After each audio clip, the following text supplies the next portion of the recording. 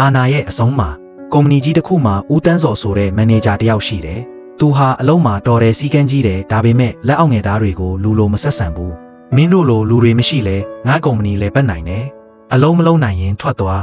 ဆိုတဲ့စကားတွေကိုနေ့တိုင်းပြောတတ်တယ်။အလုပ်သမားတွေကသူ့ကိုကြောက်ကြတယ်။ဒါပေမဲ့ဘယ်သူမှမလေးစားကြဘူး။ဒီနေ့အလုပ်သမားတယောက်ဖြစ်တဲ့ကိုမင်းဟာမိခင်နေမကောင်းလို့ခွင့်တောင်းတယ်။ဆရာကျွန်တော်အမေစေးရုံတင်ထားရလို့ဒီနေ့ခွင့်လေစကားမပြီးခင်ဦးတန်းစော်ကអော်လိုက်တယ်။အလောက်ကပထမမင်းမေကငါကုမ္ပဏီကိုလာလုပ်ပေးနေတာလား။ရုံးခန်းတစ်ခုလုံးတိတ်ဆိတ်သွားတယ်။ကိုမင်းရဲ့မျက်လုံးထဲမှာမျက်ရည်တွေပြေးလာပေမဲ့ခေါင်းငုံပြီးပြန်ထွက်သွားတယ်။အဲ့ဒီနေ့ကစပြီးဝန်ထမ်းတွေဟာအလုပ်ကိုစိတ်မပါတော့ဘူး။အပြုံးမရှိတော့ဘူး။အဖွဲ့စည်းပေါင်းစည်းမှုလည်းပျက်စီးလာတယ်။ဒါပေမဲ့ဦးတန်းစော်ကတော့ငါချမ်းမသူတို့အလုပ်လုံးမှာလို့ပဲထင်နေခဲ့တယ်။တင်းကုမ္ပဏီကအရေးကြီးတဲ့ဒရေစကောအစီကြီးတစ်ခုတင်ပြရမယ့်အချိန်မှာငှဲ့ဝဲပြတ်သွားတယ်။အဲ့စီဝန်ထမ်းတွေကိုဖုံးဆက်ပေမဲ့ဘယ်သူမှမကင်ကြဘူး။တချို့ကအလုပ်ထွက်သွားပြီးတချို့ကတော့အရေးပေါ်ဆိုတာသူ့အတွက်ပဲရှိတာဆိုပြီးမလာကြတော့ဘူး။နောက်ဆုံးဒရေစကောကိုပြတ်သွားတယ်။ကုမ္ပဏီကတန်းပေါင်းများစွာဆုံးရှုံးခဲ့ရတယ်။အထက်လူကြီးတွေကဦးတန်းစော်ကိုခေါ်တွေ့ပြီးမေးတယ်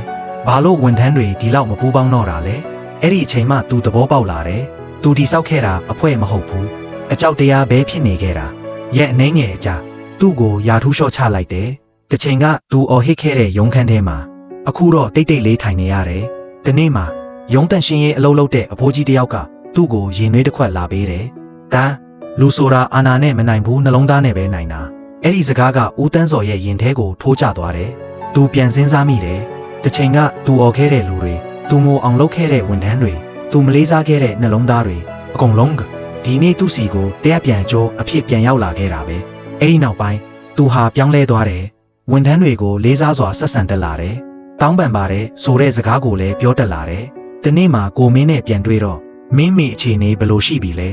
လို့မေးလိုက်တယ်။ကိုမင်းကခဏတိတ်ပြီးပြုံးလိုက်တယ်။အမေကဆုံးသွားပါပြီဆရာ။ဒါပေမဲ့ဆရာပြောင်းလဲလာတာကိုတော့ဝမ်းသာပါတယ်။အဲ့ဒီစကားကြတော့ဦးတန်းစော်မျက်ရည်ကျသွားတယ်။ဘဝမှာလူတယောက်ကိုနာကျင်စေတဲ့အာဏာဟာဒီနေ့ကိုယ်စီကိုပဲပြန်လာတတ်တယ်။လေးစားမှုနဲ့ဆက်ဆံရင်လေးစားမှုပြန်ရတယ်။နာကျင်မှုပေးရင်ဒီနေ့နာကျင်မှုပြန်ခံရတတ်တယ်။လူကိုလူလိုဆက်ဆံခြင်းဟာအကြီးမားဆုံးခေါင်းဆောင်မှုပါပဲ။